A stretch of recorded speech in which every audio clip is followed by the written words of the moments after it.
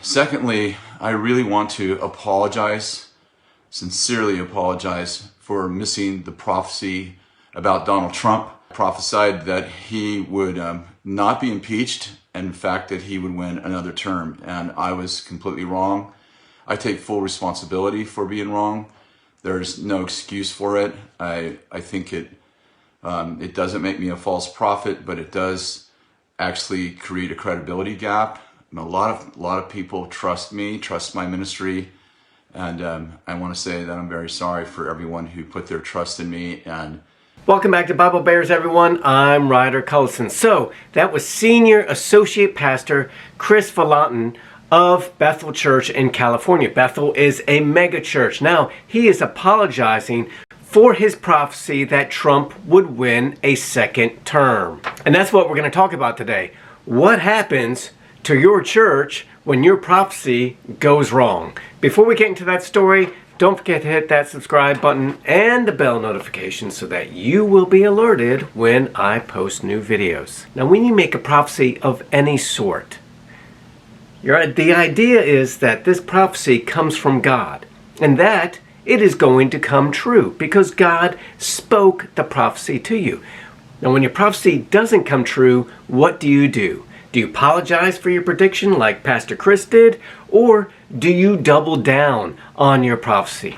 That's what Pastor Jeremiah Johnson in North Carolina has done. He's predicted a Trump win as well, and he said, either a lying spirit has filled the mouths of numerous trusted prophetic voices in America, or President Trump really has won the presidency and we are witnessing a diabolical and evil plan to steal the election. What Pastor Jeremiah Johnson here is saying, look, lots of people have made predictions about Trump winning a second election. I believe he is going to win a second election. There is a diabolical evil plan that's going to steal the election from him. But even though it looks like he is lost, our prophetic visions, our prophecies are going to come true. Now, there are lots of people who made predictions that Trump was going to win. Pat Robertson was one of them. Here's the pastor at the International Church of Las Vegas making a prediction weeks ago while Trump was in attendance. Good morning, Mr. President Trump. It's good to see you again. At 4:30, the Lord said to me, I am going to give your president a second win. Whoa! You see, is she wrong? Should she double down on her prediction? Or should she backtrack her prediction and apologize for it? How do wrong prophecies affect the church? How do they affect Christians?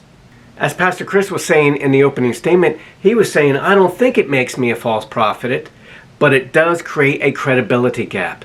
Well, what about this woman in Las Vegas? What about Pat Robertson? Are they false prophets now? Or does it just create a credibility gap? I think if you make a prediction that you say comes from God and that prediction doesn't come true, then God really didn't speak to you.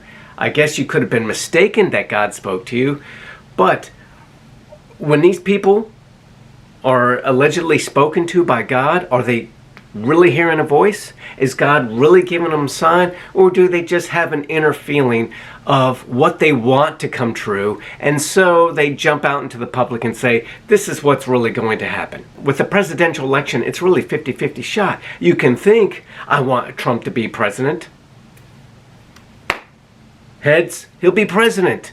And then if you're right, yes, I correctly predicted the election.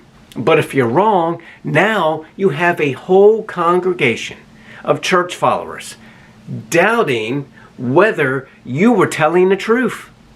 Doubting perhaps whether any of the prophetic visions you said you had were even true. Or maybe you just guessed right.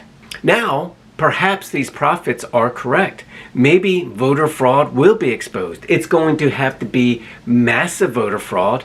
Do I believe voter fraud occurred? Of course I do. Probably occurred 4 years ago and 4 years before that.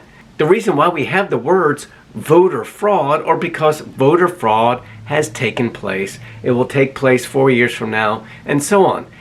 Will it be enough to overturn the Electoral College and give enough votes to Trump in each one of these states? I don't know if that's going to happen.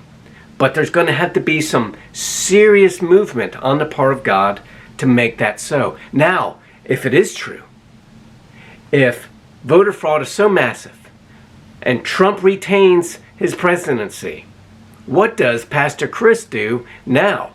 He's just backtracked on his prophecy. He said it was true. Now the media claims that Trump has lost. For all appearances' sake, it looks like Trump has lost. But then, things turn around. God moves, flips the election, like these other prophets have predicted, and Trump retains his presidency. Now, Pastor Kris is going to say what? I'm sorry that I apologized for my earlier prediction. Did he get this prediction from God or what? Because if it came from God, then it appears to me that he lost faith in what God was going to tell him by apologizing for his prediction.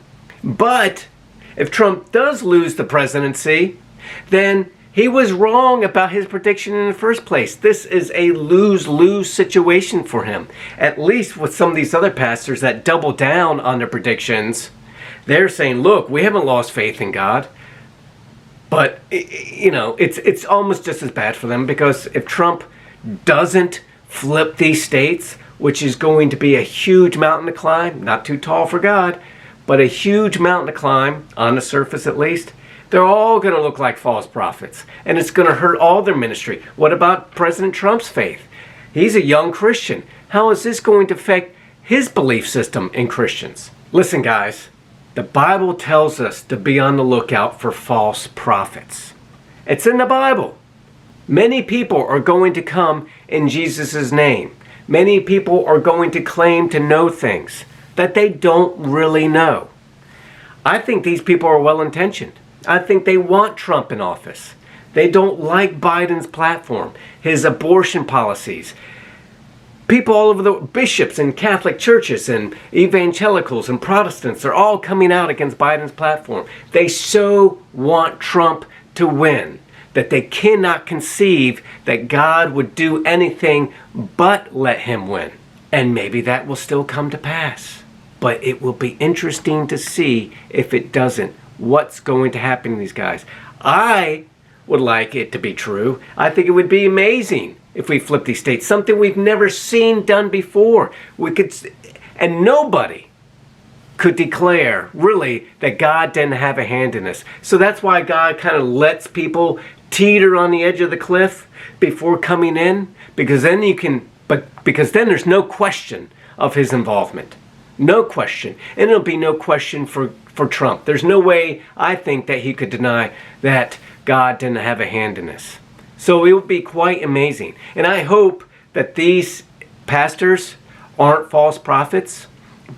That doesn't mean, however, that we should believe everybody and everything they say. And if they are, if their predictions don't come true, we really need to be discerning about what people say, because there's going to be a lot of people who lead us astray.